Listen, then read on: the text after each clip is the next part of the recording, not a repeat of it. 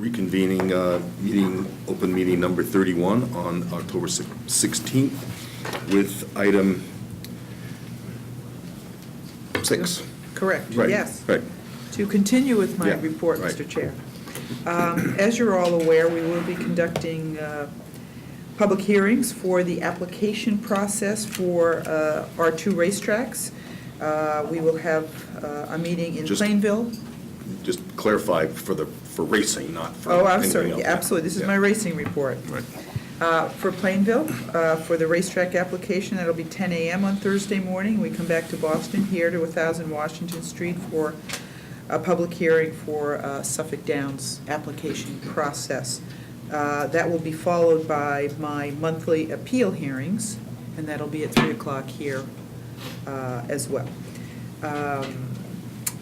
Another issue with having to do with racing is a responsibility that we have with regard to simulcasting and parimutuel wagering regulations that need to be reviewed, and we have to have recommendations to the legislature by January 1. Since we do not have, we're in the process of bringing on some legal staff, but since we do not at this time have the expertise with the commission, as a recommendation, I spoke to a David Murray, who is the former general counsel over at Consumer Affairs, and he is now a consultant and has offered to assist us with this project. And we spoke about this once before, but we have now, Mr. Murray has completed his state police background investigation and is able and willing to start this project next week. Don't know if you have to vote on that or not. We did speak about it and bringing on a consultant to assist us with this project. I suppose I could make a motion that we I think that would make that we sense, yeah. that we bring Mr. Murray aboard. At this time, I make a motion that Mr. David Murray assist us for a 2-month consulting project in which all of the simulcasting and parimutuel wagering regulations, laws will be examined, researched, and recommendations will be made on throughout this project to the full commission as to the progress of the project, and that, again, that will be a 2-month consulting process, which he has agreed to do. We have discussed financial terms, and again, his state police background is complete, and he is able to start this project. I make a motion that we hire Mr. Murray to come on board and assist us with this responsibility. Second? Second. Other discussion? This would include this issue about whether and what the law says relative to the simulcast or not. You talking about greyhounds? Yeah, yes. Yes, right. that all of the simulcasting will be reviewed as Right. part of our responsibility. And we'll have the decision, but Yeah. Mr. Murray will assist us with the research in this matter. Right. Other discussion? All in favor? Aye. Aye. Opposed? Ayes have it. And with regard to racing and gaming, we talked about bringing a paralegal on board, and we have identified an individual who has just graduated from law school. Her name is Danielle Holmes. She has an extensive racing background, which would make her, I think, very valuable to the commission. Ms. Holmes has also completed a state police background and is able to start, with permission of the full commission, is able to start employment with us as a paralegal. And again, we have agreed to terms with her. She would be assisting Mr. Murray with this project, as well as assisting our new racing director with additional racing projects at this time. And she's full-time. She would be a full-time paralegal for the commission. She is just graduated from law school and has a tremendous racing background and is very interested in coming on board to work with us. I think she could be an excellent addition to not only the racing division, but also whatever other projects of a legal nature we may have. Right. I don't think we need a vote on hiring these persons. Okay. Just an update Yeah, that right. Ms. Holmes is Great. close to starting employment with us at this time. And that concludes my racing report. Great.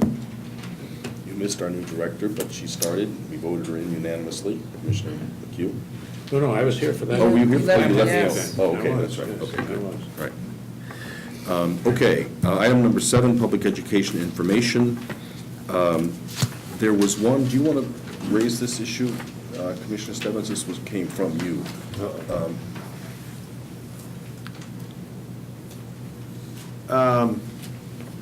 Yeah, well, I had two topics that I actually wanted to bring up somewhat under this. Okay.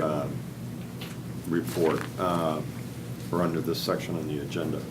I think all of us received a letter from the community of Charlton, I believe, a letter from their Board of Selectmen. I had, they personally addressed everybody's letters, so I took a crack at replying to the 3 concerns, spoke with the town manager out in Charlton. I gave my draft to Commissioner McHugh, who expertly advised and gave me some recommendations and edits, and I think that letter is now on your desk if you want to sign off on it. Just to another topic, been getting some thoughts and feedback from individuals from potential surrounding communities. I actually spoke with a group that was assembled by the Pioneer Valley Planning Commission last week out in Springfield, a number of obviously Western Mass communities. I think it was a good session. When I followed up with the executive director, he was pleased with the meeting and saw that he got approached by a number of potential surrounding communities. Again, I think the process is kind of moving along. I think potential surrounding communities are stepping up and taking notice. I ran into another gentleman from a potential surrounding community who shared with me that, he has held back a little bit from approaching a potential developer to pretty much say he wants to see how our Phase 2 regulations unfold.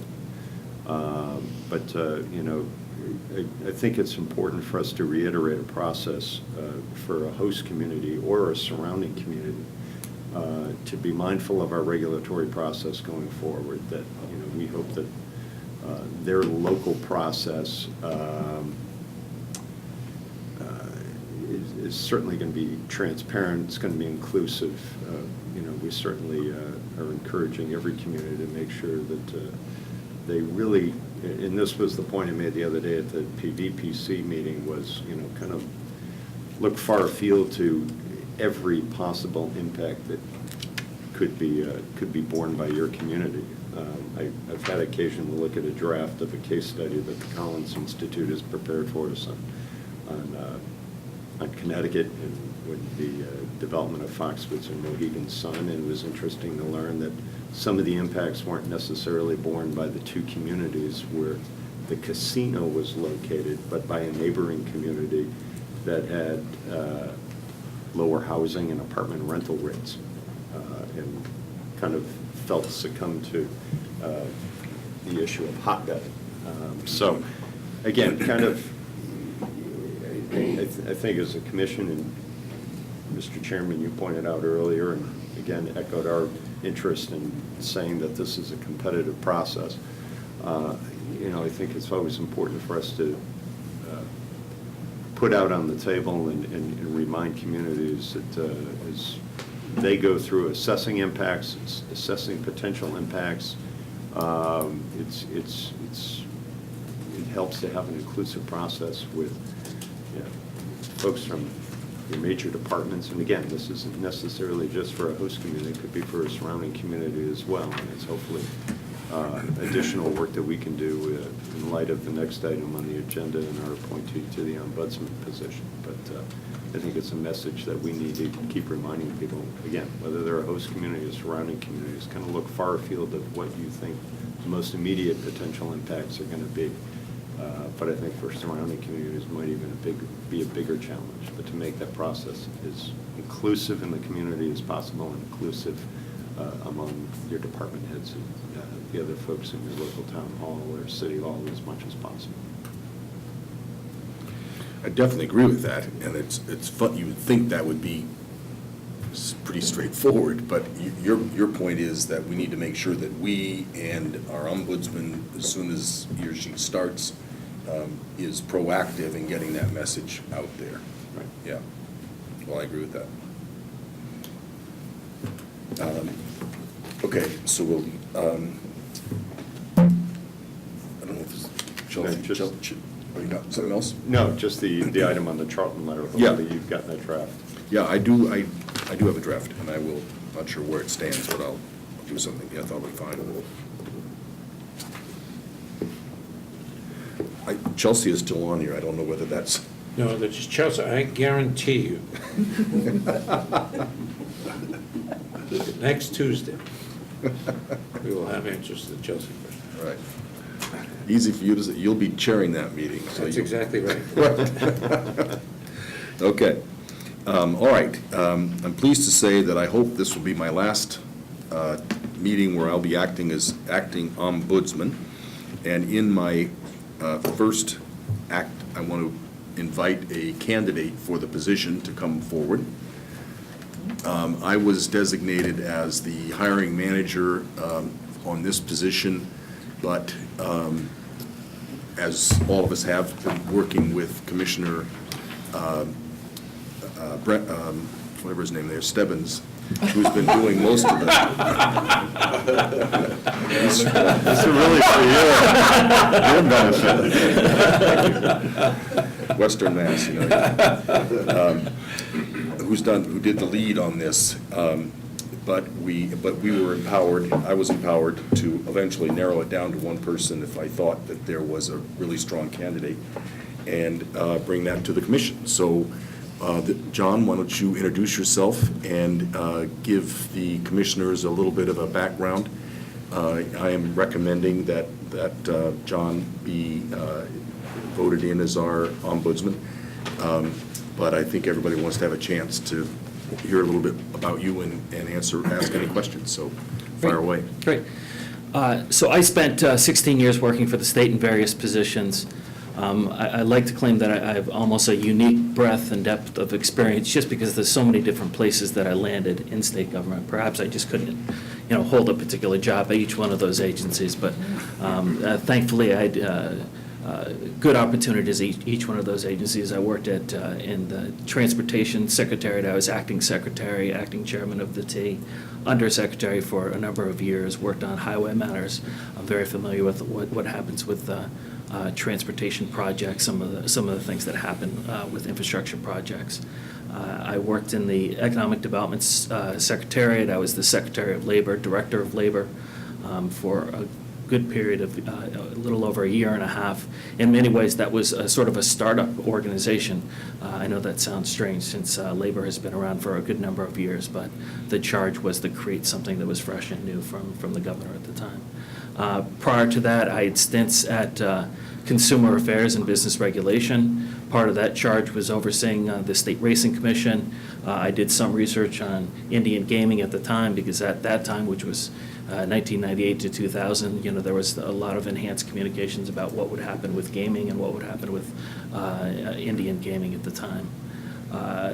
Before that, I worked at Housing and Community Development as Director of Policy, and prior to that as a legislative liaison, and then prior to that I worked as a Chief of Staff to a state senator. I think all of these different experiences, I gained a lot from each of these different experiences, and in even some of my first experiences, I think that they would be applicable to this position. For example, my time as a legislative liaison, I really gained an understanding of the difficulties that elected leaders face in working with their constituents, the pressures that they face, and that a certain degree of responsiveness is really what is needed with elected leaders and people in those positions.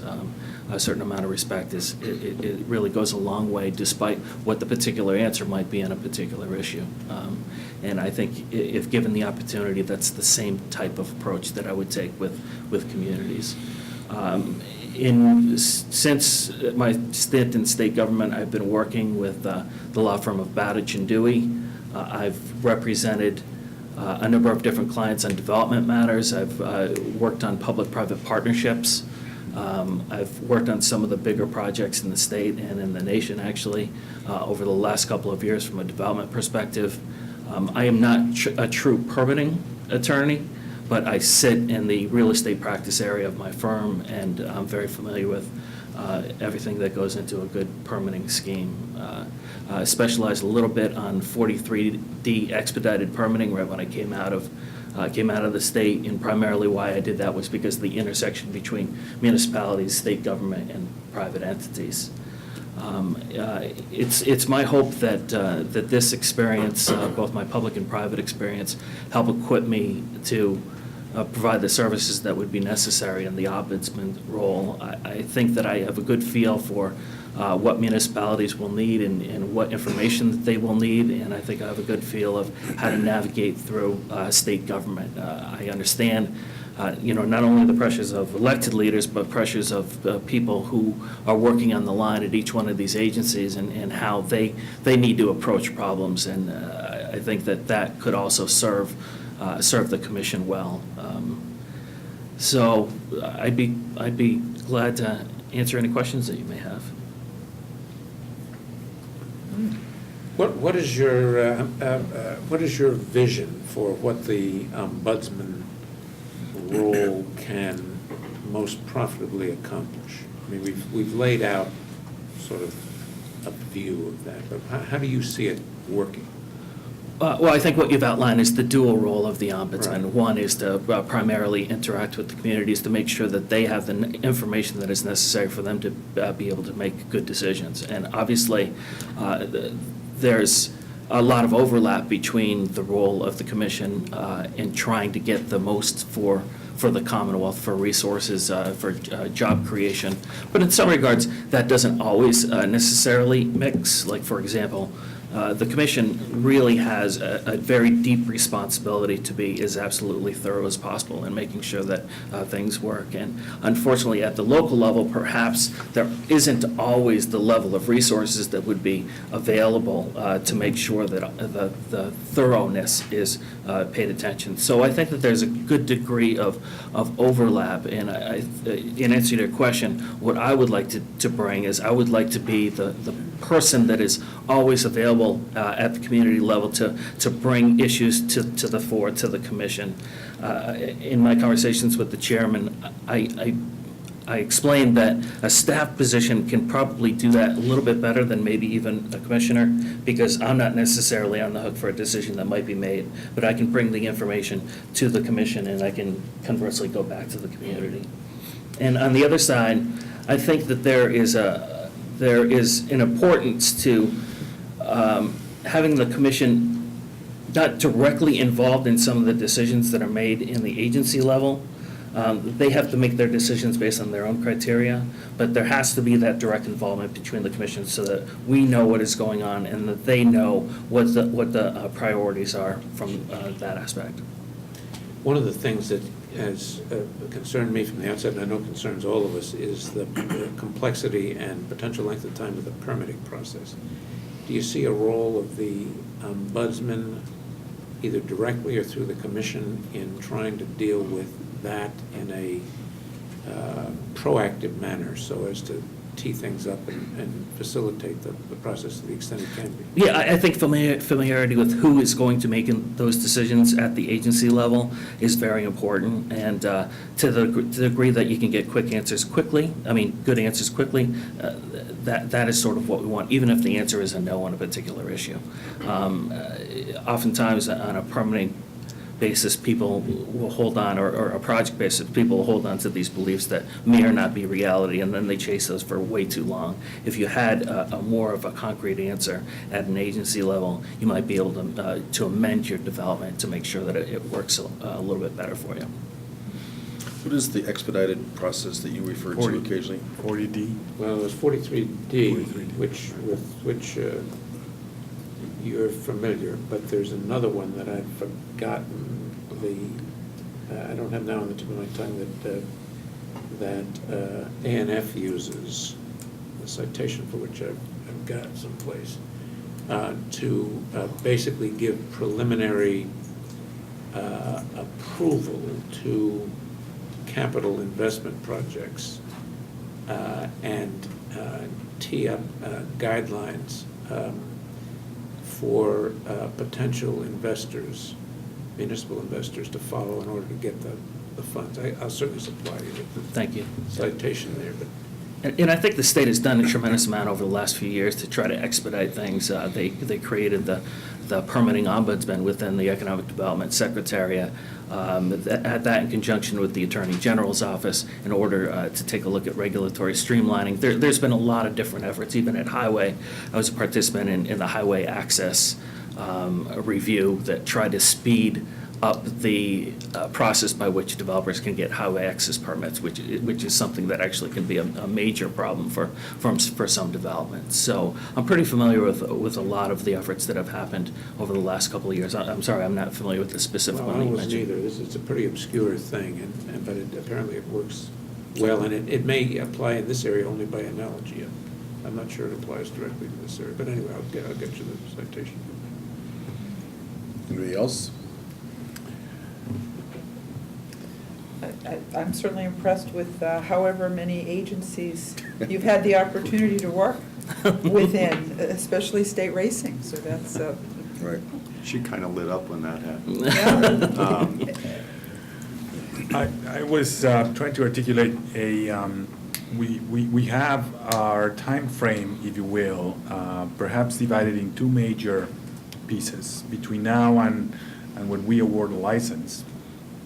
And after awarding a license, a lot that goes in the makings of a real estate development, a big project like this, some of which may be permitting related.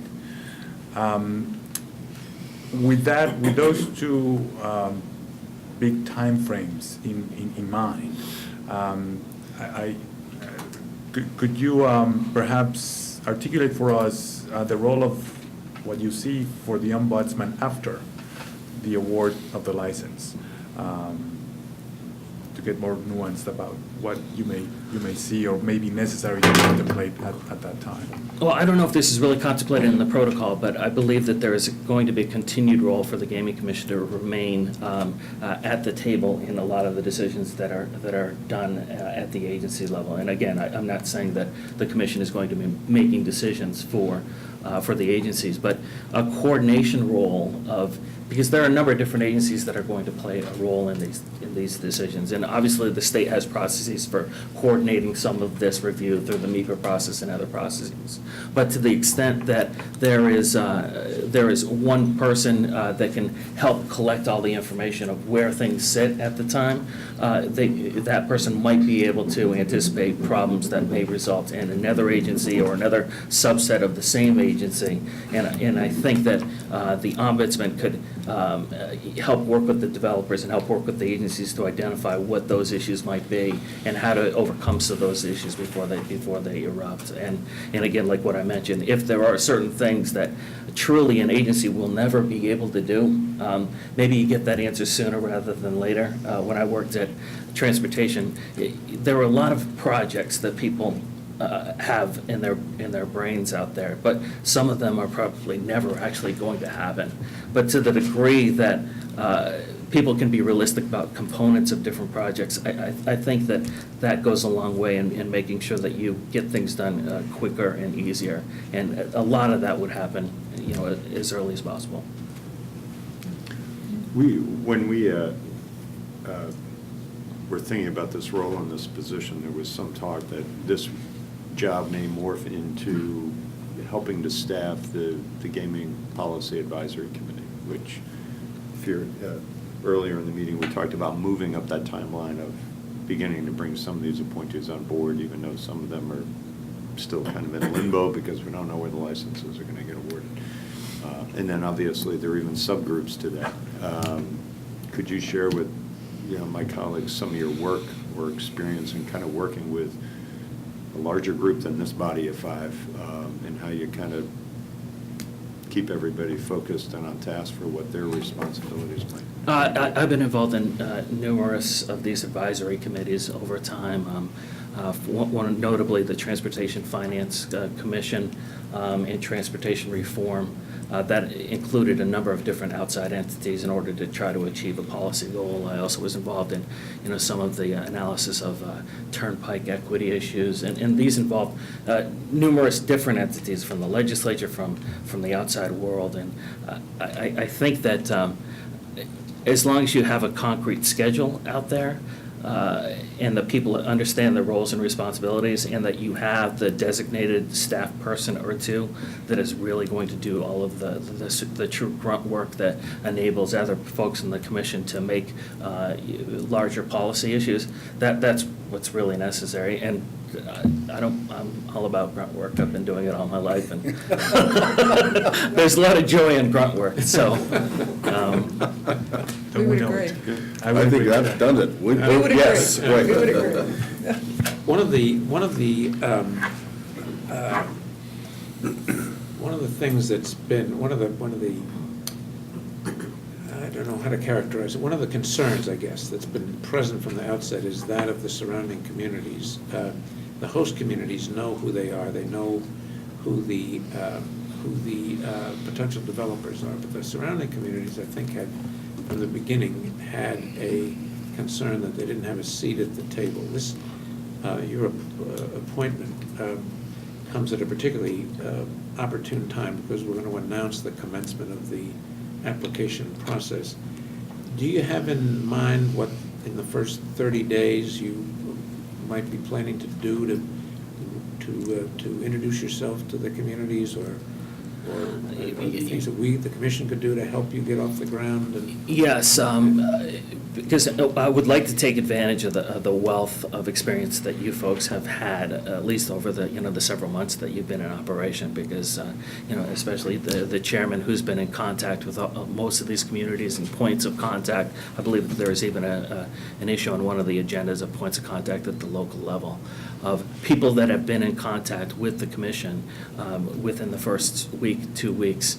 That it would be an affirmative duty of the ombudsman to reach out to each one of those communities. And obviously there are different sides within each one of the community, and to the extent that the commission can reach out to all different sides within each of those communities, I think that is really what is necessary. But to answer your question more concretely, I would like to get the names of the folks that have been in contact with you, and then we should build upon that list of names, because obviously there are probably some people out there that just have not taken the affirmative action to contact one of you about one of their issues. And I think the commission might spend some time thinking about some of those other communities that would be impacted. It's not necessarily, as we heard some discussion before, it's not necessarily the community that is directly most impacted, the host community, but it could be, one or two towns over that has a really big impact. And whether or not they're specifically named as a surrounding community or not, there probably is some role for the commission to make sure that there's outreach to them, so that we can take into account some of these considerations when we're reviewing applications, or even beforehand, to see if there's anything that any of the parties can do to ameliorate some of the issues. Because I really, when I'm very excited about potentially taking on this opportunity. One of the main reasons that I like it is because of the thoughtfulness and thoroughness that you folks have approached these issues. And even just taking a look at your mission, it shows a great deal of thought that you're here to not only promote the benefits to the Commonwealth and to the communities, but you're also here to mitigate the unanticipated consequences and the anticipated negative consequences. And those may happen not only in the host community, but in one town or two towns over. So to the degree that we can be proactive in reaching out to parties, I think that does go a long way, even if you can't do something necessarily for them. Thank you. The only thing I would ask, and you add, and you're speaking this way, but I think it's important to all of us that the ombudsman will be the key point of contact with these two important constituencies, hugely important constituencies, and we want to be known as customer service friendly. You know, if you can't get an answer, if you don't have the answer, you'll get the answer. Don't take the call, if the municipalities and the developers feel like we're really on their side and being as responsive quickly, as possible, that will be a real benefit to everybody. And you're obviously hearing that, judging by what you're saying. Any other questions or thoughts? Do we have a motion to support my suggestion? Yes. My nomination? So moved? So moved, yes. Second? Second. All in favor of hiring Mr. John Ziemba as our ombudsman, please say aye. Aye. Opposed? Welcome aboard. Thank you very Great much. to have you here. Look forward to Nice it. to have you Great. here. Thanks, It's great. John. Thank you. Thank you. And boy, do I have a big pile to pass over. You like grunt work? I got grunt work.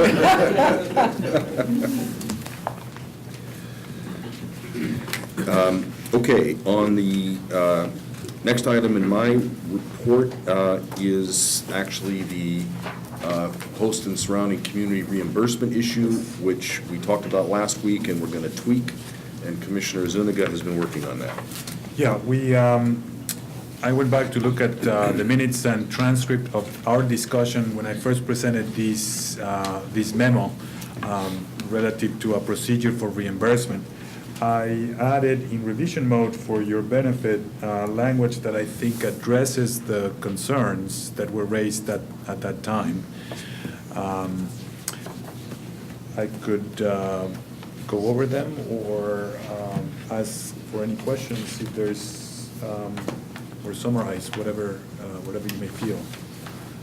I have just a couple of things that I would like to bring up. On the second page in 1E, I'm still confused, and I'm sure it's me, by the phrasing there. Because it looks to me like a community never gets more than 50% of its expenditures. And so I know that's not the plan. So I wonder if we could just tweak the language in E Yep. in some fashion and make it clear that the 50% you're talking about, which I gather is the thrust of this, is the balance Yes. of the 50%. Until that's exhausted, the monies get paid in that fashion. Correct. Yeah. Yeah. Right. Would it help if I articulate an example or? No, I Yeah. understand the thrust. It's really the language which, Yep. It's really that in 1B, you get 50%, and 1E, you get the other 50%. you get the other. No, actually, that's perhaps no. Okay. 1A, you get 50% of everything. 1B, you submit, let's say the agreement is $1,000. Upfront, you get $500. Then you submit for reimbursement $250. You'll get reimbursed 50% of the $250, which is $125. In other words, we take proportionately 50% that we put up front with every subsequent reimbursement. And perhaps the confusion is that I've made those two figures 50%. But Well, then that raises a substantive question, because that Yeah. means that they never get fully reimbursed. no, they do. They do. They got 50% of it, Right. up front. So the 50% that we put up front, we take out 50% at a time as they submit for reimbursement.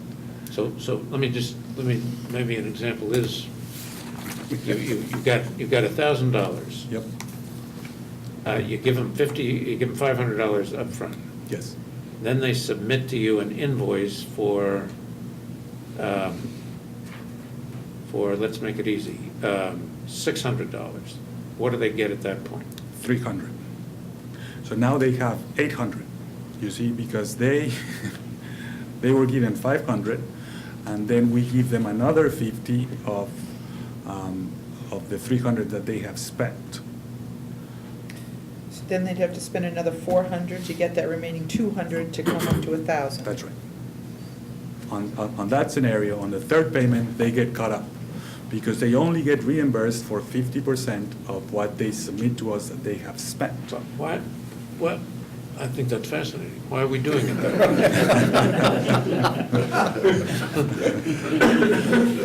The attempt is to give these communities cash flow, to front the money, but to reimburse on an audit, if you will, on the basis of what they present as expenditures at the same time. Okay, what would happen, why not, what's the advantage of doing it that way, rather than saying, we'll give you 500 up front, and then when you go to, when you spend 600, we'll give you the $100 difference? That sets them out of cash flow for the next 400 that you, then they don't have cash, if you will. They have to put up their own cash for the following 400 under your scenario. Now. Why would, they should float the vendors, not Okay, themselves? well, then, yeah, sure.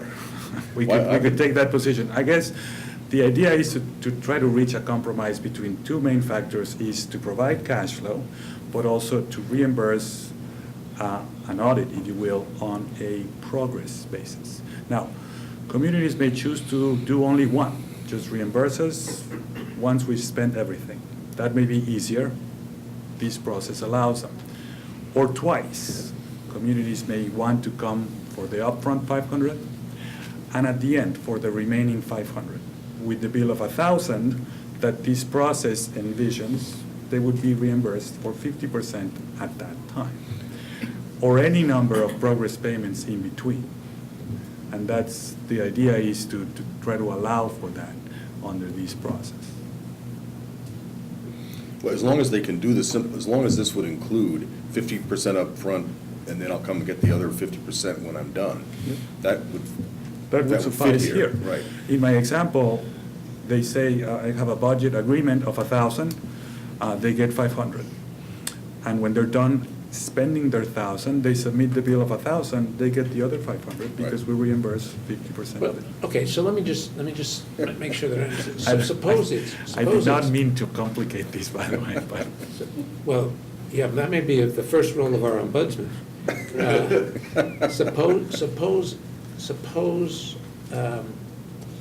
Suppose a community asks for, maybe I'm answering my own question. Suppose a community asks for $50,000. We give them 25. The approved amount up front was 50. Right. They haven't spent 25. anything at They that haven't spent time. anything. We give them 25. Now they go spend 50. And they come back and say, we've spent 50, give me my other 25. That's it. No problem. And No they problem. get, They get, they submit the bills for 50. I've also I included see, I that see, those I could see. be, Okay, I see. we audit them, we say, yep, this is all what the letter of authorization I see. intended, there's your I 25. see. Is this So a basically- common method of reimbursing? Well, the construction industry has this retainage idea, which is where this is all coming from. It's usually a 10 or 5% in which they issue some initial cash so that there's working, and then they start deducting proportionately until the end. Basically, what this does is, the easy way that we were anticipating, get your half up front, get the other half when you're done, can happen anytime. But if somebody some small town has a cash flow issue, Commissioner Zuniga has created a mechanism where they could always keep ahead on the cash flow, so there's no harm, we don't know anybody who will use it, but I see. as long as it's. You're always fronting them a little. You're always fronting them a little bit. So I see. a small town that really has cash issues. Right. Yeah, so. That's fascinating. But we're not always fronting all of it. No, Which but you're is fronting not them to what we some- wanted to do. Right. But I think, still, I think Commissioner McHugh's point that this has got to be drafted in a way that, because I didn't understand either what was being said. I think I do now. Yeah, I'll work on that. Was that, Commissioner, was that it for you? I had another one that's of minor substance, and I'll suggest that to Commissioner Zuniga just offline. But the only other one that I had was, it seems to me that we ought to put here in the last paragraph the fact that if the agreements exceed the $50,000, that the host or surrounding community, the commission needs to be notified, but also the applicant needs to signify that it understands that the money over the $50,000 is coming out of its pocket, not out of the $400,000. Yep.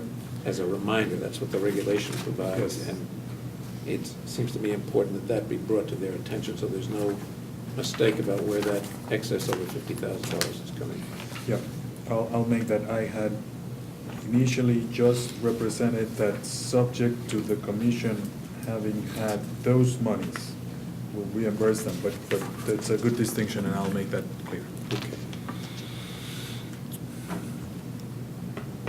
I think maybe just informally, why don't we authorize Commissioner Zuniga to go ahead and finish this? Yes. Maybe let Commissioner McHugh There's only one more minor thing. read it, take a look at it, and between the two of you, just go ahead and finish it and give it to Ombudsman Ziemba.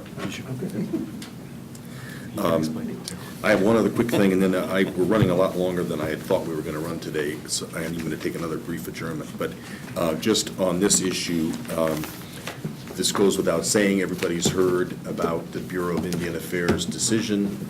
They did not approve, they disapproved the compact that the governor and the legislature had negotiated and approved on a timely basis. We have double-checked, and it is very clear that now the compact goes back to the governor and the tribe to renegotiate, which they will, we're told, undertake ASAP. It will have to be approved by the legislature again, and for the time being, our position is to continue to just sit and wait till this works itself out. We will have to think about how, if at all, this bears on our ultimate mandate, which is to make a decision about whether the land and trust is going to happen. But at the moment, I think we just sit tight while the compact goes back to the governor and the tribe to negotiate. And I think Commissioner McHugh circulated the letter from the I did that, yeah, BIA. I'm sure nobody's had Thank time you. to read it. Yeah. I did it just before the Right, meeting. Right. We have a Mass Performing Arts, folks, okay? Why don't you make yourselves at home while I take one quick break, and then we've got a couple other things as well.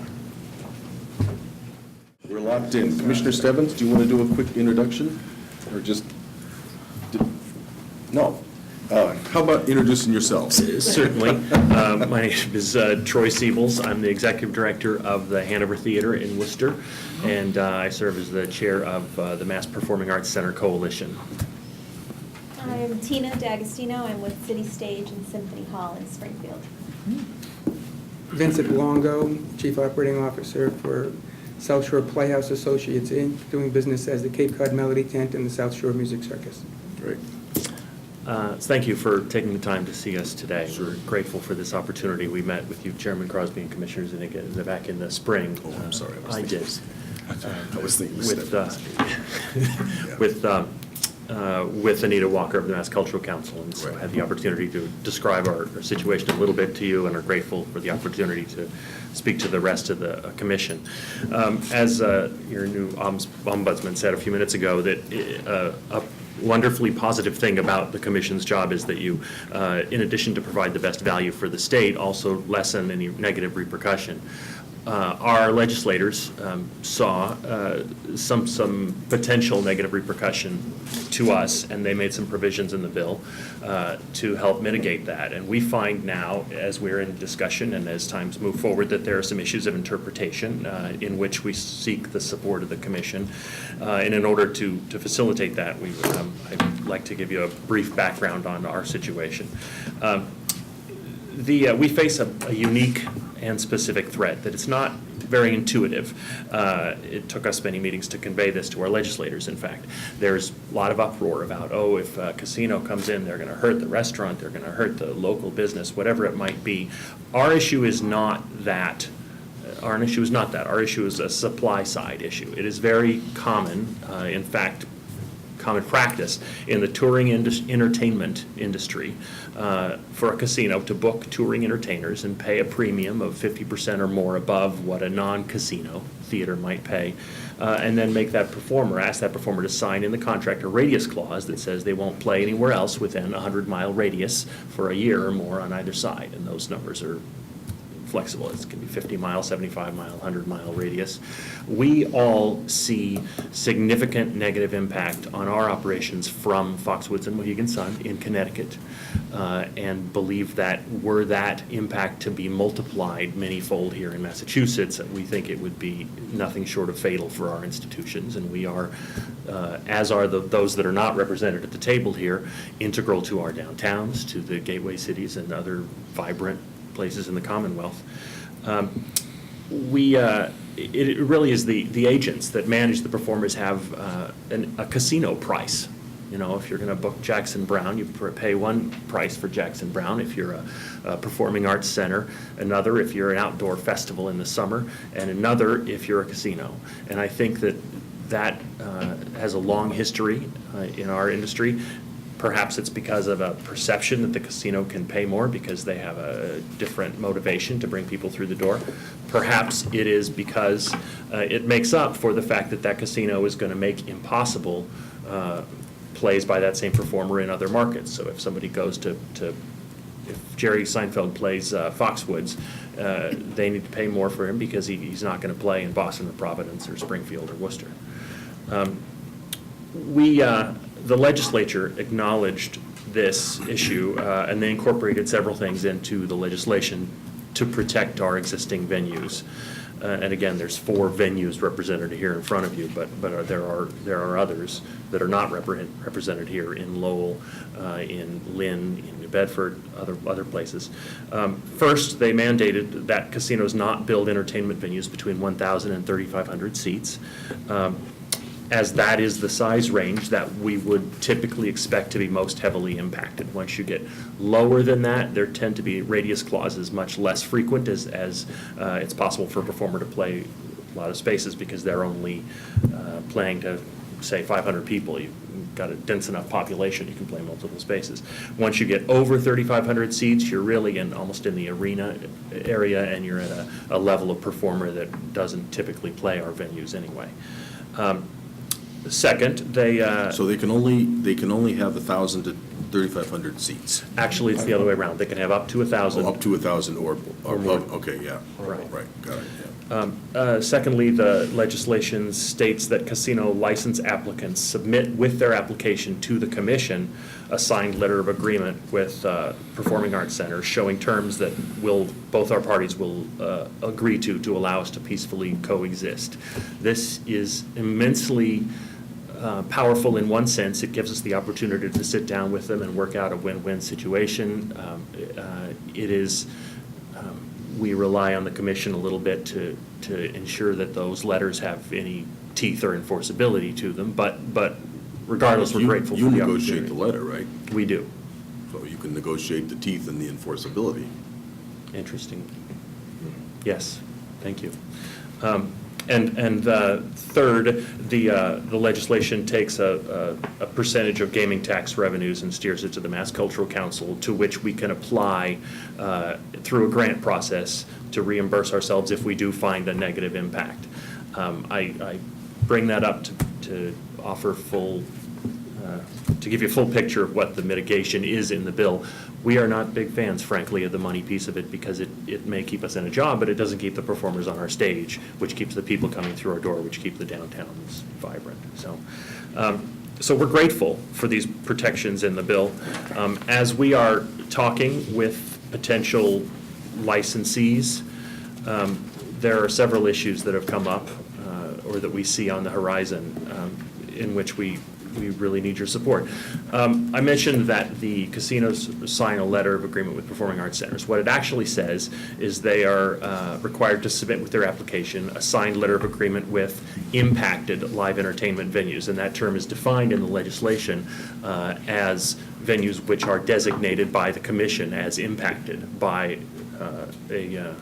a specific applicant. So a casino in Suffolk Downs it might be easy to expect that a venue in Lynn would be impacted, but the reality is that we're all within 100 miles of every single potential licensee, and we're all impacted in this supply side issue. There is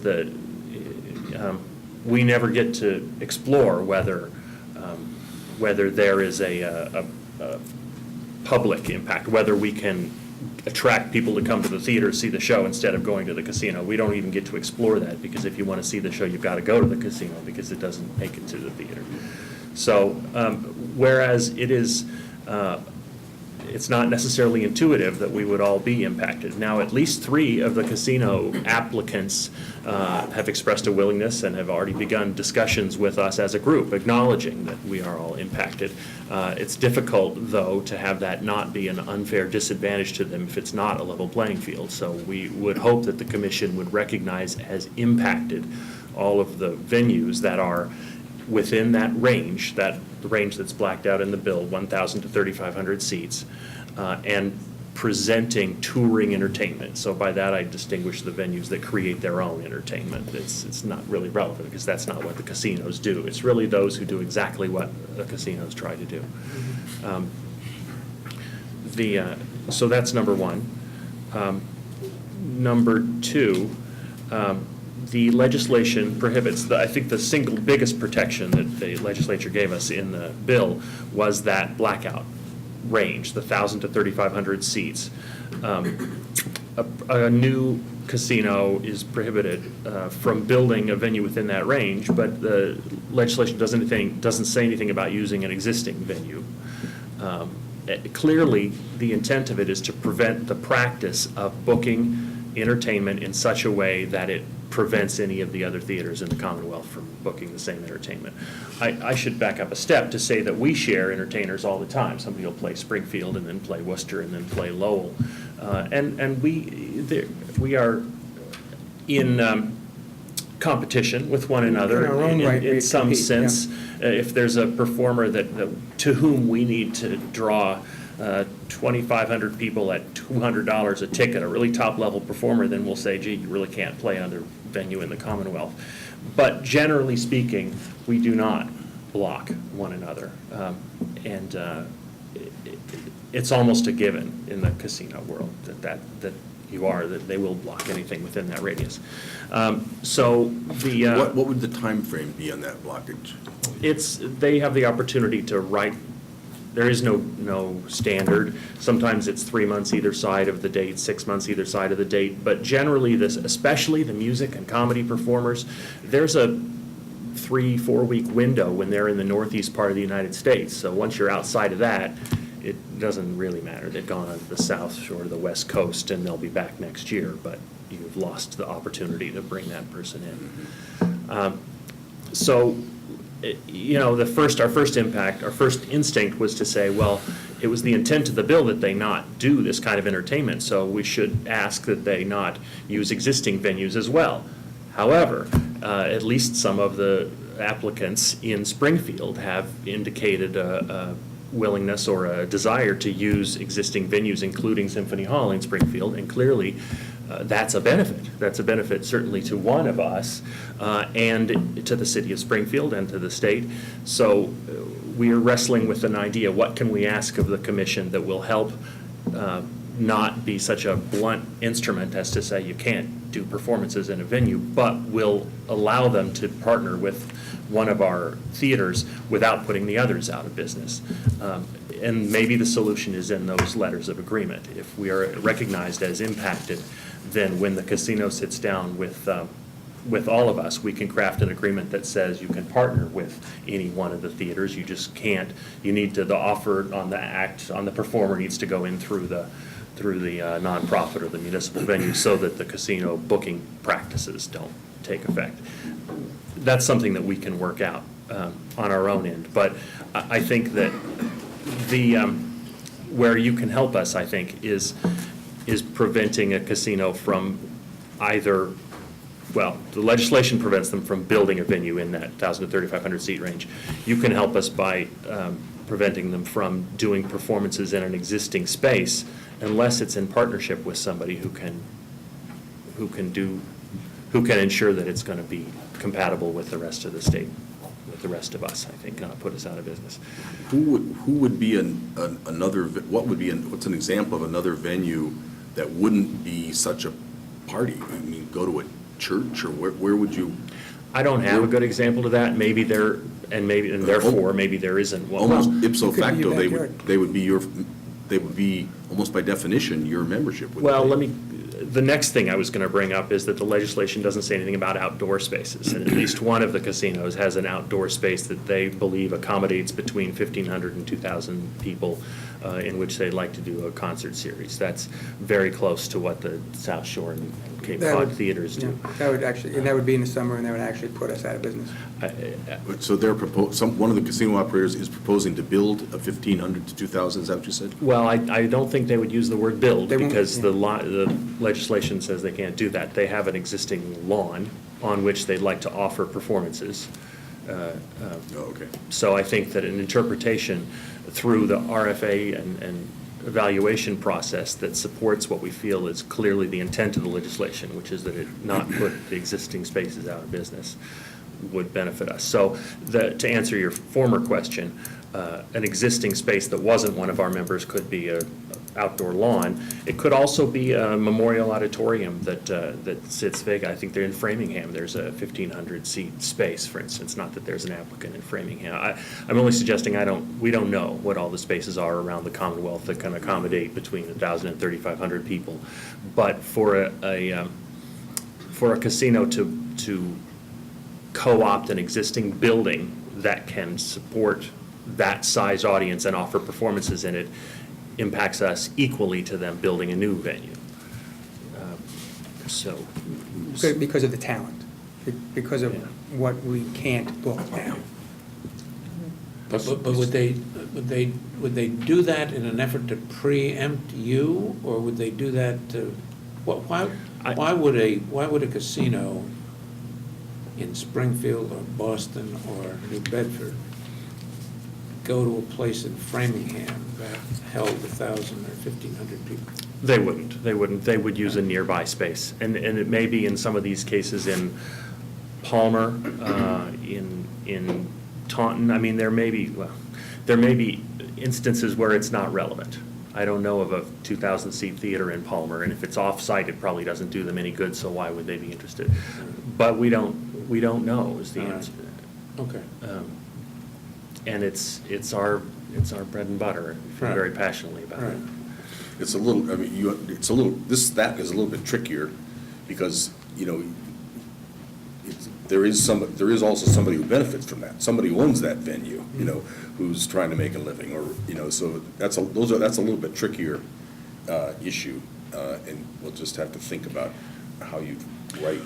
Well, and part of it, I think, is the first thing we brought up, the impacted issue. If we are able to sit down and work out a letter of agreement with each of the casinos that ultimately is awarded a license, maybe we can try to address it through. Right. If somehow the radius clauses were knocked out, if the world were reinvented and you knocked out radius clauses, then all your problems would disappear, right? Actually true. This is the first thing our legislators said to us. The difficulty there is it's very unenforceable, because it's very easy for the casino talent booker to call the agent and say, hey, I was thinking of bringing Diana Ross through the Northeast. I've got an offer in Boston I was thinking about doing, but you have a date open at the casino? Because if you do that, maybe I'll do that instead. What do you think? Wink, wink. I mean, it's very They get paid handshake, more at the backroom. casino as well.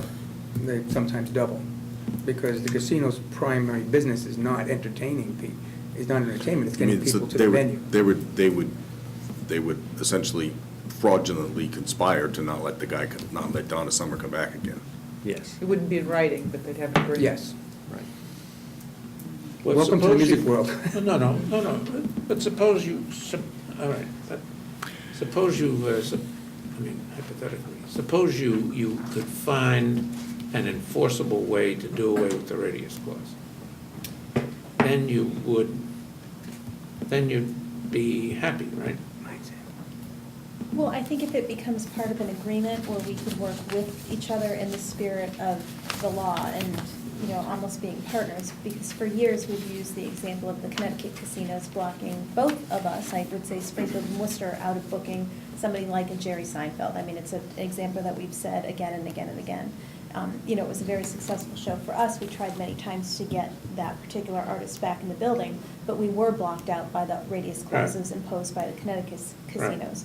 Recently, we've been able to block book Ron White through Lowell, Worcester, and Springfield. It's a huge act. It's something that's going to do really well. We went on pre-sale with it yesterday. We're selling tons of tickets. It's a really good thing for Springfield.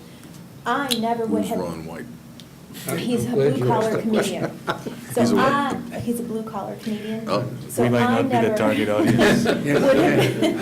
would have been able to book that in Springfield if it weren't for what I would call friends and partners in other parts of the state, because they let me know that they were making offers, and because of their ability to book it, it was easily routed through Springfield. And we all worked with each other on those radius clauses, so that it would benefit each of us. So that's a positive, a way that we can positively work with each other. Right. Oh, so you have radius clauses? Right, but they include the other, you know, they're I understand. not as restrictive, so that they're including other venues. So that doing away with radius clauses would, I mean, we have no power to just eviscerate, I mean, wipe radius clauses off the face of the earth, but, It is tricky but you because. use it as well, okay. Well, yeah, speaking for myself in Worcester, we used it once in the last year. Right. So it's not as common for some of us, but. What's the order of magnitude, in your experience, that the casino can or will outpay you? We had one agent tell us that typically they look at least 50 to 70% greater than the fee that a Okay. nonprofit would pay, or a commercial. And what is there you mentioned earlier that there's a difference between the music theater rate and the performing arts center rate and the casino rate There are. help me with Go that a ahead. little bit. Actually, I think the others are all on a par. We're all We're performing very arts close. centers. Okay. Yeah, it's really, the other rate I mentioned is the outdoor festivals. Sometimes you'll have a performers that'll do the Bank of America Pavilion or what is it out in the west part of the state? Comcast Center. Yeah, they'll play. The Big E has a place Yeah. too, right, yeah. Yeah, so they. Can I just say something? To extend on Tina's comment, Mhm. I also have 2 Ron White dates. So in this, Oh, Ron White. so, not in the same time of the year, but I got those 2. If there was a casino, there would have been 1 date. And they would have made 70% more than what the going rate was, but they only would have been 1 date for 1 year. So we operate, you know, as nonprofit and municipal facilities. Our facilities operate as a nonprofit when we give our money back to the communities in education and the arts for the last 61 years. So us going out of business would hurt a lot of other people, other 501c3s. So there's a lot of components in this, and most of it's difficult because it has to do with the music world and the music business, and it's very hard to change them. That means the supply side. That means if we don't get the acts, we can't continue. So what would be an example, or what's a mechanism to detect an implicit or understanding of a radius clause? In what appears to be, it sounds like what you're describing, Jerry Seinfeld may make a decision because he only wants to play, you know, however many times in the Northeast. Agent, go find me the best venues, and that's that. That could mean one or two places in Massachusetts, casino or not. So in that scenario, how do you detect that there has been or has not been a radius clause? You mean currently? How do we detect it? Yeah, how would you say, That we'll be told, no, they're playing Foxwoods, sorry, you can't. and not that's a open giveaway? grenades. Yeah, that's And it's- a shorthand for It's you not a can't secret do. at this point. Right. No, but. It's not illegal or anything. Right. Well, has anybody ever explored using the antitrust laws? I don't know that. I mean, there sounds to me I like do there's have a some monopoly. experience with that, Power and there. it has been explored specifically right here in Boston. And the outcome was, it didn't have any merit. In part, I'm sorry, in part, I think because it is very gray. We don't have any way of knowing for certain whether the performer said, I only want to play one place in New England, I hate New England, only one. Or I don't want to play Massachusetts, I want to play somewhere in Connecticut, or, we don't know for sure. I don't know that there's a way. And they're all different. Just Yeah. almost every one of them's different. Are you aware of any venues, any casino venues that have partnered with community theaters? Is there somewhere that it's working well? We did a lot of research on that, and there are instances where they tried to create a symbiosis early on, and that has dissolved in nearly every case that we found. There are lots of instances where casinos do not depend on performing arts to draw people. We are, quite near Foxwoods and Mohegan Sun, which are two examples that very much use the performance to help draw people to the building. That's not true everywhere. And quite frankly, some of the applicants for licenses in the Commonwealth have indicated that they don't intend to use performances in the same way. So there are applicants that would impact us very little, if at all, and there are applicants that, by their current vocalized plans, would impact us drastically. So it's not that, there's no solid rule. It is, our hope is to be able to mitigate the damage from one of those more predatory applicants in the eventuality that they become the licensee.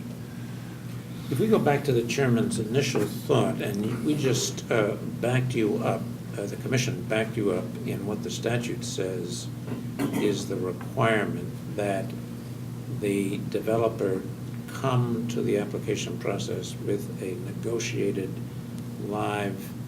impacted live entertainment agreement, venue agreement, and left you to your own devices. Would that be enough? In other words, to turn you loose to, you can't, within reason. It hasn't been done, but we try. I mean, Yeah. Well, it's the same thing that we say to the host and surrounding communities will frequently say to us, you gotta do such and such, and we'll say, don't forget, you can do such and such. It's not, you're the court of first resort, and, obviously, you should use that to the maximum extent possible, so. I'm sorry.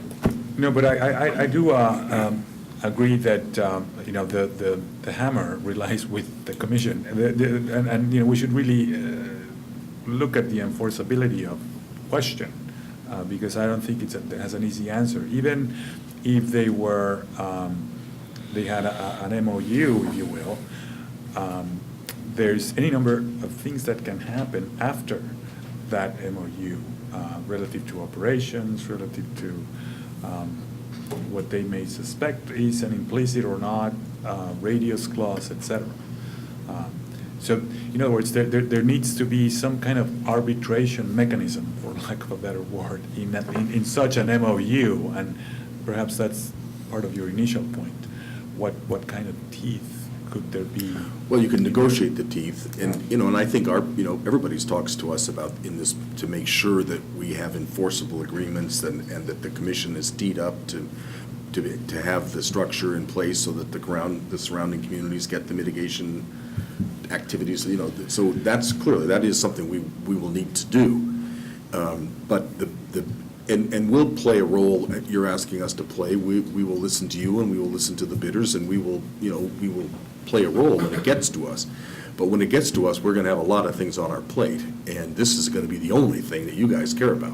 And it makes all the sense in the world to collectively and aggressively strategize in your negotiations now. And if and then we'll talk about how to back you up and make sure that. But you're going to be in a much better position to negotiate this than we are, when we're in the throes of negotiating everything. So that's just to say you're the court of first resort, and you should absolutely take that to the use that to the maximum extent possible, and don't rely on us as a passive strategy. The threshold piece that makes that possible is being designated as impacted by the commission. So there's a list of our theaters on the front page of what the document you're looking at. I guess that would be our ask, if you could designate our theaters This as is an interesting impacted. point. In the case of surrounding communities, we can We determine designate. ex post facto. Yep. Do we do it before the fact in this case? It works the same way as the surrounding communities. So we don't You do it can- up front, right? Well, but you can go to the developers and say, and you're gonna know soon, or have a clue, you know who the one is over here, at the moment, at least. Somebody else may apply ultimately, but by the end of by January 15th, which is the deadline for the first phase, you're gonna know who the potential players are, and you certainly have the right to go to them and say, we want to be designated as live entertainment, impacted entertainment venues. Mhm. And if they agree that you are, then you are. And the commission has to accept that agreement. And then you can work out an agreement with them. If not, then you can come back to the commission and seek the commission's designation of you as live entertainment venues. But the agreement, once you get that designation, either by agreement or by us, your agreement with them can include the dispute resolution mechanisms, the arbitration. You could include whatever enforcement mechanisms, affidavits that we don't have a radius clause. Payment of Every legal form. fees. There's all kinds of things that you could conceivably do. I can't give you advice as to how to do that, but you really could create an agreement and that has teeth in it, and then bring it to the commission for approval. So, I can foresee instances where we would approach developers with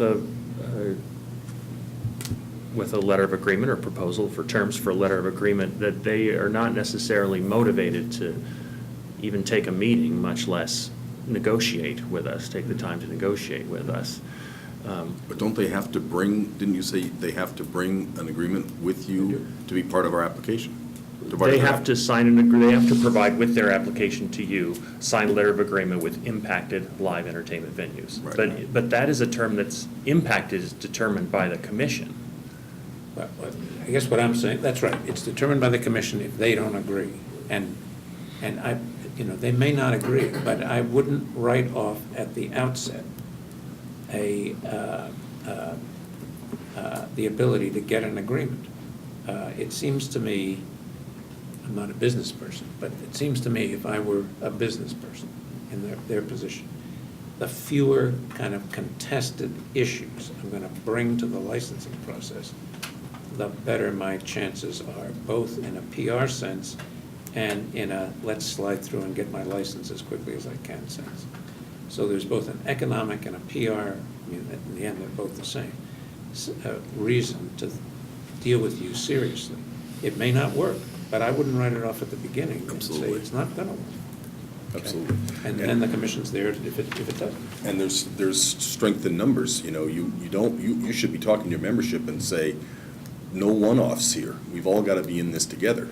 Because if they can come to you, if the casino can come to you and pick off 2 or 3 and say, okay, you're impacted, but you guys aren't, then they get agreements signed with those that are impacted, that they say are impacted, then leaves us to try to. We've actually all signed If- on to bylaws that guarantee, where we've all promised exactly that. Well, that makes, then you've really got some muscle, Strength. as long as you're, I know you're taking legal counsel on the getting all together, right? Yes. Okay. Because we're not giving you legal advice here. No. Right. Understood. and just for the record, we're also hearing your side of the story, and there are two sides to every story, Of course. and when the time comes, we will be listening to the other side or other sides of the story. But, right now, you're before us expressing your concerns, and Right. we're respectful to those concerns, understanding that there is more to be Yeah. heard. We, But I think it's legit for us to give you our ideas about how you might approach this. And, you've got to make your own judgments in the end, but you're here in Clearly- part to get our advice. Right. clearly, the legislature recognized that we were impacted with a small I, and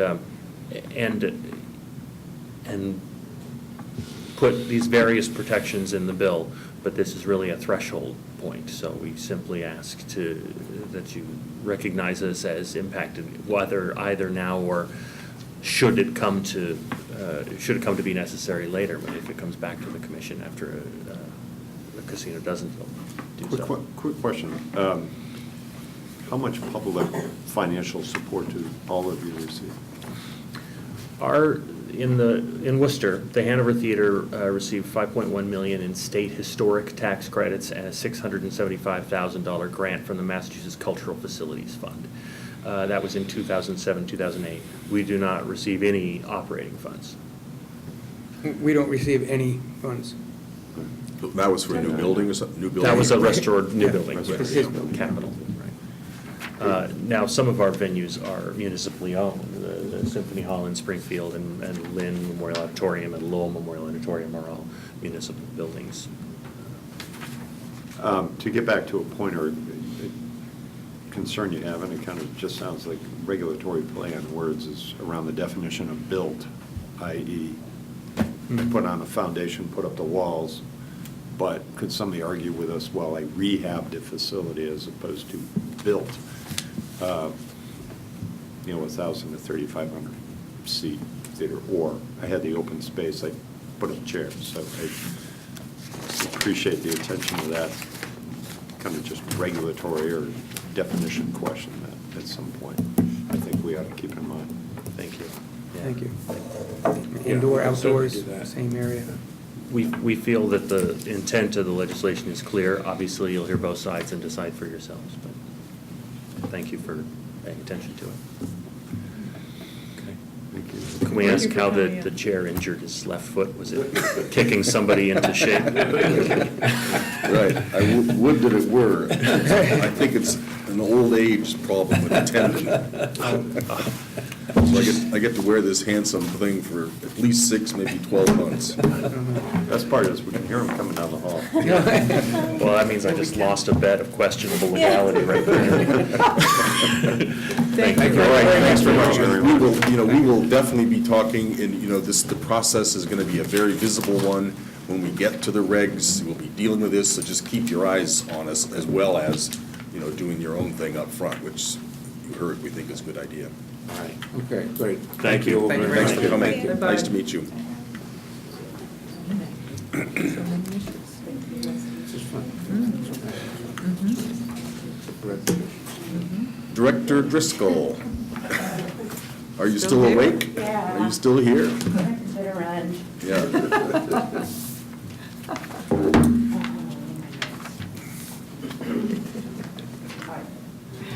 Let's just go through this, we don't have to make any. I thought this was gonna be a quick one. I'm gonna try to be, yeah. No, not you, I meant our whole Oh. meeting. Oh. They owe Janice money. Oh, really? I'm gonna try to do this quickly, and we don't have to make any decisions tonight. As a matter of fact, I'd like you to think about it overnight, and then get back to me with your feedback tomorrow. But that said, we do have to decide soon. It's time to decide. So what I'm gonna go do today is based on the four versions of a logo that we saw last week, we whittled them down to 2 concepts, essentially. And then I will say that I think Jack Rabbit worked really hard to incorporate the various things that we liked or didn't like about anyone, and try to incorporate it all into various versions. There we go. Into a variety of versions. Now, that said, you know, they were very strong about not morphing things to the point that you compromise the integrity of the original concepts. You know, as you can imagine, as artists, that's something that they sort of like, you know, when you start to say, well, can you put this here and put this here, they're like, oh, you know, so I don't think they don't care for that. When, Elaine, just to be in this. oh, Thanks. and so there are a few things, I'll show you them now, but, and basically, for example, they had sent me back actually 3 versions of this one particular concept, and I actually ended up whittling it down to 2, because the 3rd version was something that I think we had put a little too much influence on, which artistically they were really against. So they did it to humor me, but probably to show me why I'm not an artist. And so at any rate, so that's coming up. So, and then, all right, here we go. So what I'm going to do today is show you the logos. I'm going to show you, like I said, the 2 concepts and a couple variations of the 2 concepts, a final page where you can see all of them laid out. Explain to you a little bit more about what they told me today, and then the last thing I'm just going to show you is, and we're going to do it very quickly, is just how much progress we've made on the wireframes for the new website. But it's just to show you progress, not to go through much of it. Okay, so the 2 concepts that we had them work on was both the seal, and then also the concept that showed sort of energy, motion, almost like a wing-like concept. So on this one, what we had asked them to do was remove the 3 triangles that were the abstract M. Everybody seemed to be in agreement that was the part of that they did not like. You'll notice that in this one, they also added the light blue color, which was something that everybody had expressed that they liked in the concept that included the wing. Now, the reason for this right here is because they felt strongly that, considering the seal is very basic, which isn't a bad thing, actually, but to introduce some sort of element of interest and abstract into it. So I had actually asked them is there any way in that abstract space you could create something that is almost symbolic of the wing that everybody liked? You know, can you combine that in that space? So that's this, on this version, that's what they came up with. And I said, well, what exactly is that? And they said, again, it's abstract, it's regal, it's It's a bat. okay. Okay.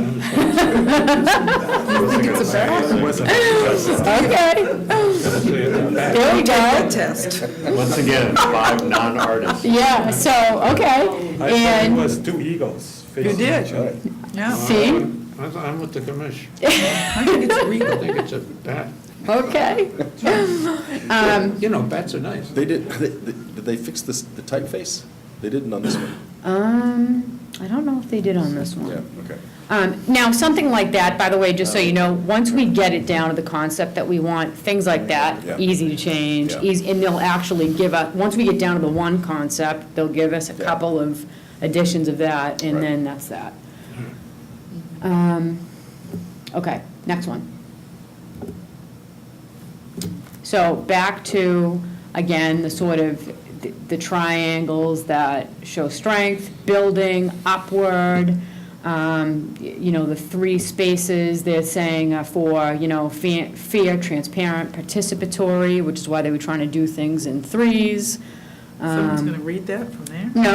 Nope, it's abstract. And that's why, too, they were saying, like, try not to, with this one abstract element, allow it to be just that, without trying to assign too much meaning to it.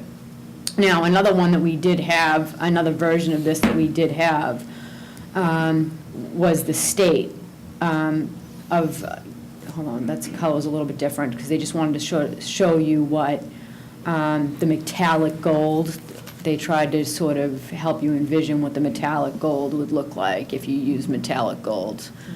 So in other words, on business cards and whatnot, the stars, the gaming, the top of that triangle would sort of be like a raised gold metallic. At any rate, so they were basically saying, don't get too caught up in the abstract element of it. We did have that originally as an outline of Massachusetts, which was actually one of my suggestions, but they kind of talked me out of that, even though they did it, because they felt like, number one, it was a little like, okay, we get it, you're in Massachusetts, because Massachusetts, Mass, the outline of Mass, they thought it was too simple. Also, it was kind of similar to the lottery's logo, which, we wouldn't necessarily want to do either. Okay. Now, the changes that were made to this version, mass gaming.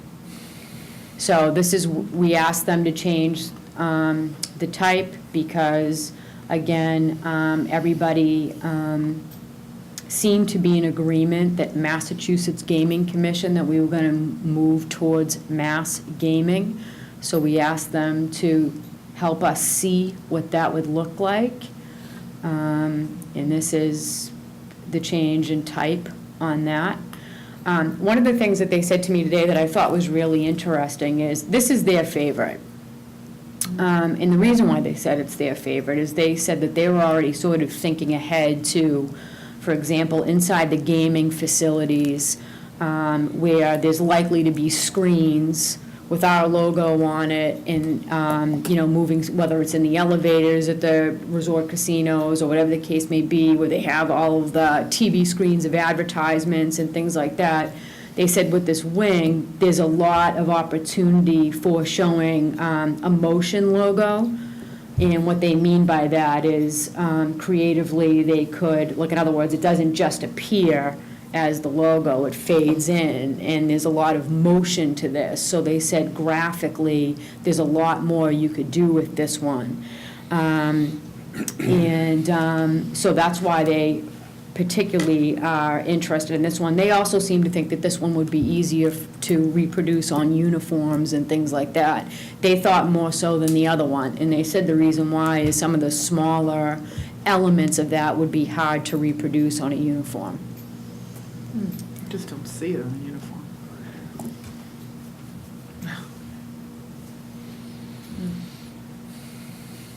And then again, it's just a little very slightly different, but with mass gaming. So that's, let me give you the 4. Hold on.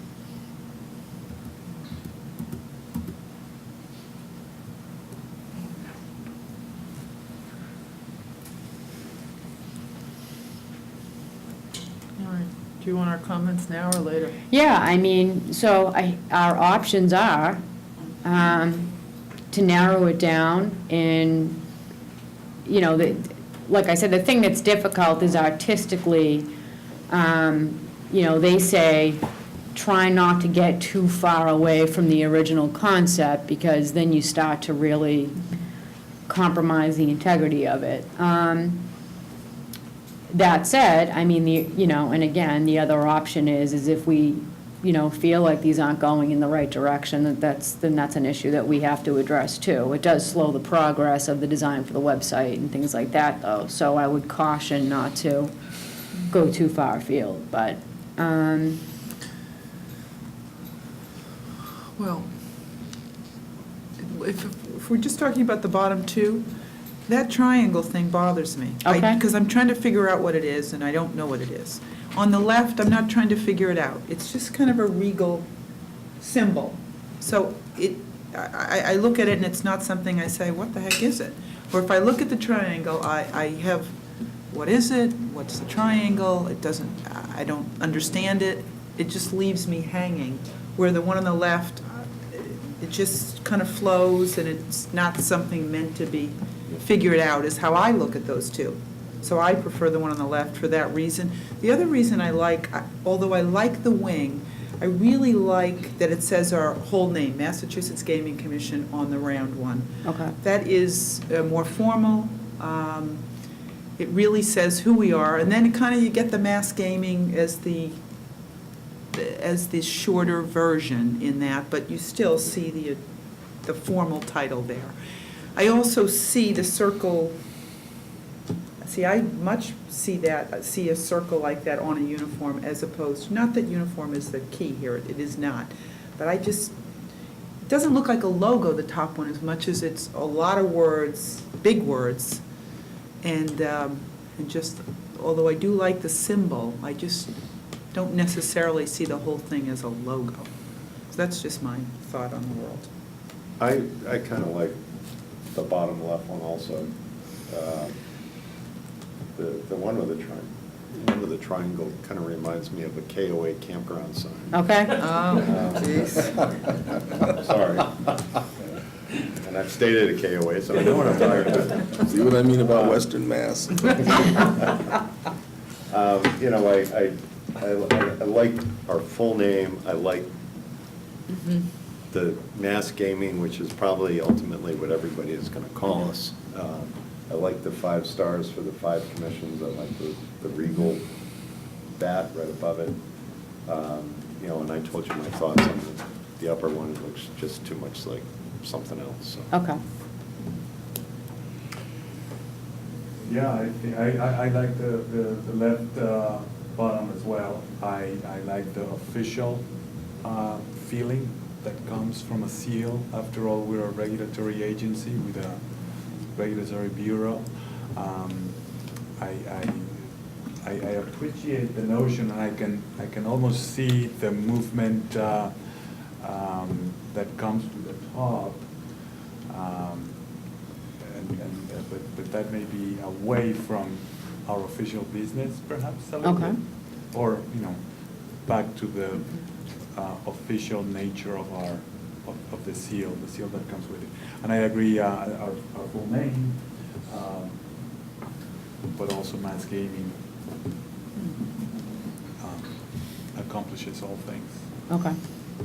And keeping in mind, again, they can make changes if we keep narrowing it down, you know? I think, actually Enrique said it well, that there's somehow the wing just doesn't associate with the industry that we're in. You know, when I said last time, it reminded me of a sailing club or something, but, and it's, I like the wing, and in the right environment, I think I'd like that, but it doesnn't quite fit with who and what we are. So, Okay. And I don't think the triangle box thing worked. You know, my Rorschach test is bat on that other one, and I Right. don't like the bat, but there's other things we could come up with there, so. Okay. I certainly, I lean towards Oh. the badge as well. Okay. Jim? Well, I'm not going to give you my preference because I'm going to lose. But of the ones that are potential winners. Okay. That's what happens when you go last. Wow. That's why I went A real first. man of conviction. Right. I would, well, no, I am prepared to give you my, Go ahead. I like them, I love the wing, I love the wing, I think it's, but I think by taking, the problem with that is now that they took the full name of the commission out, and I don't think we can just go with mass gaming. You don't, Trying to okay. figure out, you know, we have to have that in there someplace, so I like the old wing one best of all, still. Oh. But if we're not going, if we're moving away from the old one, then I would go with the one on the lower left, and you could cut the ears off the bat, or you could, or you could find some other more Right. Yeah. energetic thing to put in there. That still strikes me as it's very official, but it doesn't have a lot of energy in it, you know? Yep, It looks like something that comes out of, the artillery Right. division. okay. Although bats need their ears because they're blind. You don't want to be the deaf bats, blind bats. No, I'm not suggesting Okay, that we have, it's a that we joke. have deaf Peter will bats. be all over it. A deaf bat is our symbol? I don't think they would. It would be, Regulators who are blind. We'll have groups protesting. Okay, so the thought is to go back with them with the seal and tell them to keep working. I think this is up to you. I mean, I think that if they like the wing, and there's at least one of us who likes it strongly, if they want to try something else, that's up to them and up to you. Yeah. Certainly, the consensus here certainly is towards the majority. seal, yeah. Okay, Vast So- majority. The deaf over, The blind and deaf. deaf, dumb, and blind majority. but I think, I think the good news with that, though, is like, that's gonna be pretty easy, I think. So, again, elimination is a decision, and Right. we are getting closer and closer and closer. Right. And like I said, keeping in mind, it's so important that, this is only gonna be one element of many other designed type elements. So, although it's very important, certainly, it's gonna be part of a larger whole. So just to keep that in mind. So at this point, I'm gonna go back to them with this one, tell them we're getting there, but we wanna see this work done. Is that fair? Okay, And there was this issue about the third Right. typeface. yes. Was that intentional or not? Okay. Yep, I'll talk to them about that as well. Okay, so in the meantime, while that's happening, and obviously we haven't thrown a design on this yet because we have to wait until, obviously, we decide on the logo because it will speak to it, but I just want to give you a little bit of this. We've been working really hard on the design of the new website, making a ton of progress. I'm not going to take you through all of these details, but I just want to give you a little sense of how far we've come on it, which is, so right now, for example, and you don't have to read all this, but we're in the process of organizing the site map, making sure that there's a home for everything that we're working on that's user-friendly, that makes sense, even down to, like, for example, when we are looking to where we're going to put the slots parlor applications tomorrow. In the next 2 months, there'll be a very obvious and easy-to-find place. We have a really cool feature over here that's similar to some other things that we've seen that's just called the I want to ... section. I want to contact the commission. I want to find gaming applications. I want to learn more about the tribal compact. I want to report illegal gaming activity. So all of that will be covered right here, which I think will be really neat. And so let me just show you. So we've started designing the landing pages within the site and what those will look like. You don't really, other than to know that that's happening, you don't really need to know too much more about that right now. But hold on. Let's get to page 8 here. So the home page, just to give you a sense of where this is going right now. We've done a little less than that. So just to give you a sense, it will be very easy to navigate right here. There'll be a special area up here for compulsive gambling. Obviously a highlight for all of our, and again, remember, this isn't designed yet, but just the structure of it is highlighting our social media presence. Right here will be a revolving pick that will kick off with areas that we want to really highlight, like, for example, a graphic that sort of symbolizes tourism with maybe some sort of factoid right up here, okay? So maybe 5 or so revolving pics that highlight some important things. Right here is where the live stream will be. We have so much video, and at least a weekly live stream that will be predominantly featured right there. Here's an area for seeking public comment moving forward, but also as we start to make policy decisions, it'll almost be essentially a polling place. So where we can maybe poll on different policy issues and things like that. This will function as almost like a news ticker right here, which will be just our Twitter feed that just sort of is constantly ticking, almost like a news crawl. This is going to be an important section right here. It's going to be basically the community calendar. It's going to include a color-coded calendar that has everything from open meetings to public hearings to speakers bureaus engagements to also important milestones and deadlines. And that will all be color-coded right here. This is going to be our blog section. And we'll be frequently posting different blog posts. Everyone here is welcome to be a contributor, obviously.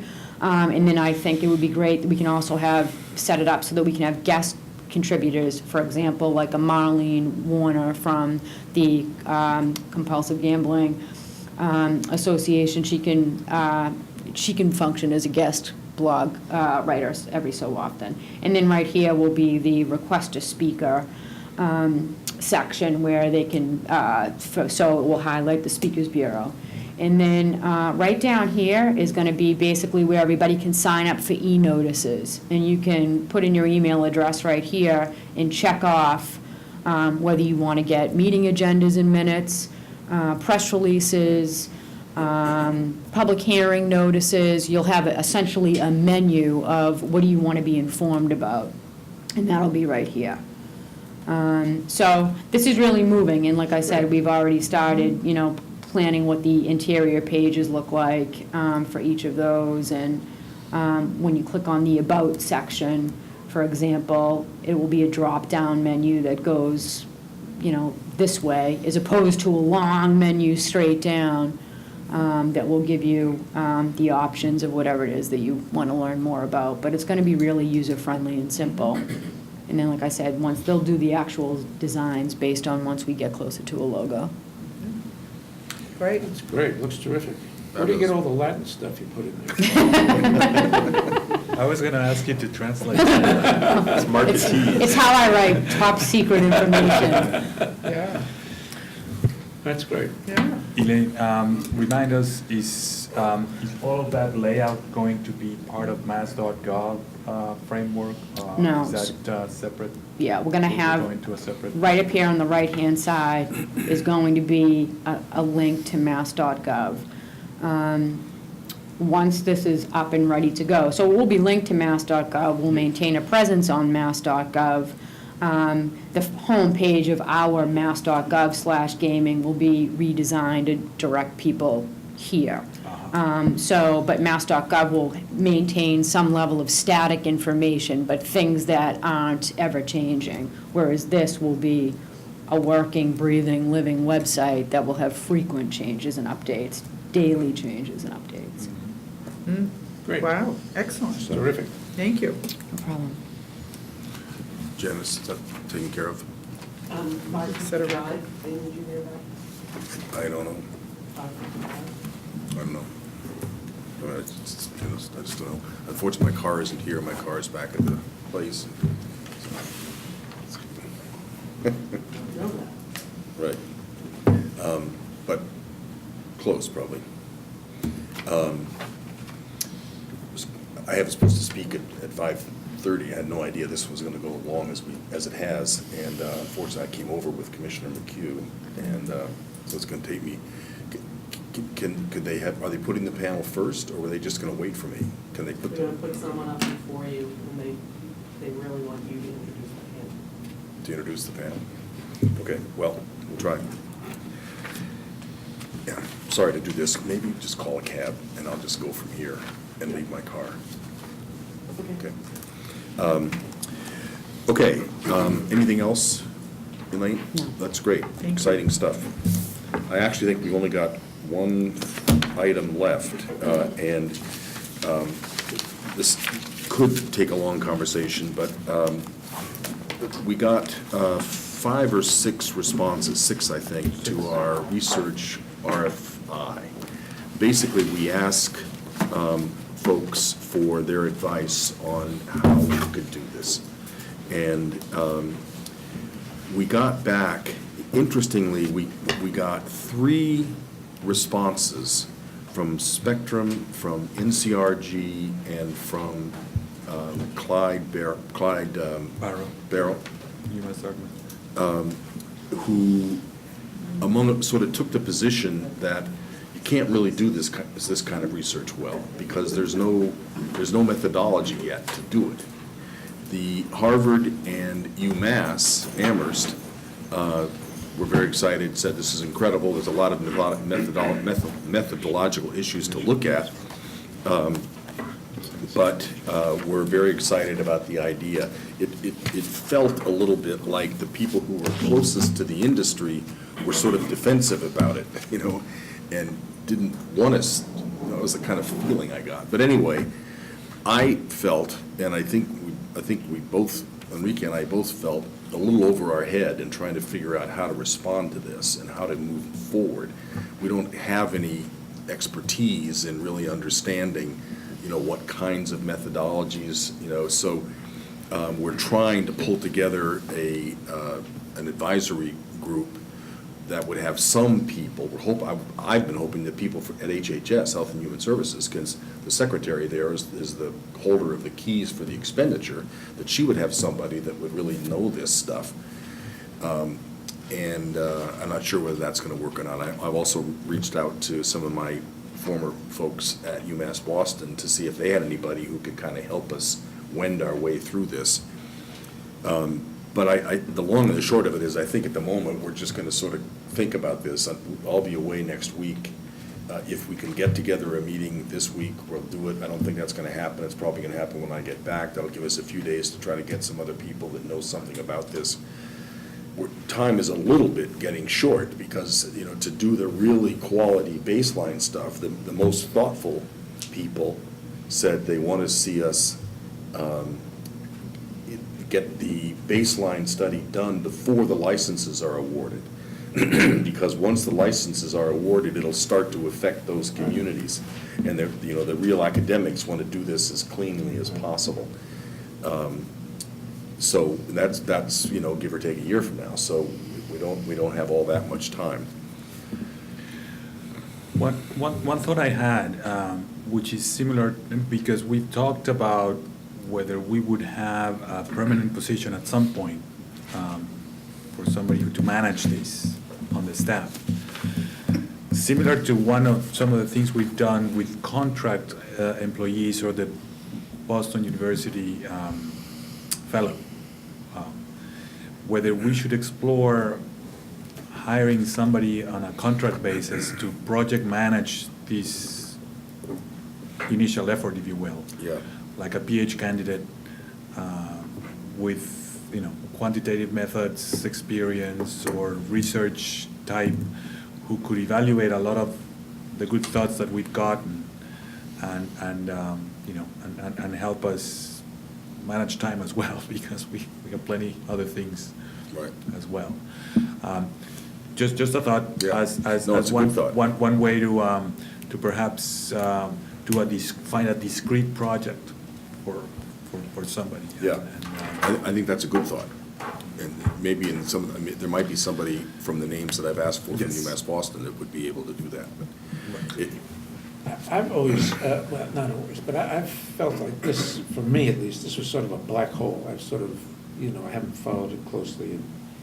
But if we have proposals there now from a variety of people, maybe during the next week, when you're away and we have some time to think about it, it'd be worthwhile to distribute what we have. Yeah. And let us all take a look at it, Yep. just see if we could come up with something. I mean, when you spoke, my thought was along the same lines as you, I think, were saying. Maybe there's some pieces in there that you could that you could break out of this and make something manageable. I know the people over in Winthrop are already doing some baseline survey stuff, and they want us to, they've got some discrete things that they're measuring. Shred has some things that they're measuring. And maybe one could put together 10 or 15 things that wouldn't be the, comprehensive, because you can't get a handle on what comprehensive is, but you could design something that you really want to know about it, and then get somebody to help manage that. I don't know. Yeah. But, Well, I definitely will distribute, I had intended to, I just haven't gotten around to it yet, but Yeah, that's, no, I understand. I will do that, I and then we can think about that. I think that's a good idea. Okay, anything else? move to adjourn. All in favor? Aye. Thank you, everybody. Wait a second.